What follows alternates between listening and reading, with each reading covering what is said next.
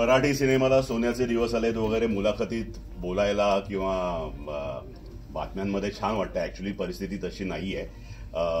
प्रादेशिक चित्रपटांचा, विशेषतः मराठी चित्रपटांचा स्ट्रॉंग पॉईंट, बलस्थान काय असेल तर तो त्याचा विषय, त्याचा कॉन्टेंट आहे. हे तुम्हाला कधीच बॉलिवूड, मेनस्ट्रीम किंवा कमर्शियल याच्यात बघायला मिळणार नाही.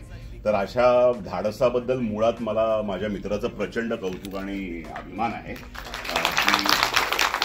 कोणतीही व्यावसायिक गणित डोक्यात न ठेवून एक चांगला विषय आपण प्रेक्षकांपुढे घेऊन यायचं या ध्येयापोटी आणि ध्यासापोटी त्यांनी हा चित्रपट केलेला आहे. म्हणून मला प्रचंड त्याचं कौतुक आहे, रिस्पेक्ट आहे त्याच्याविषयी.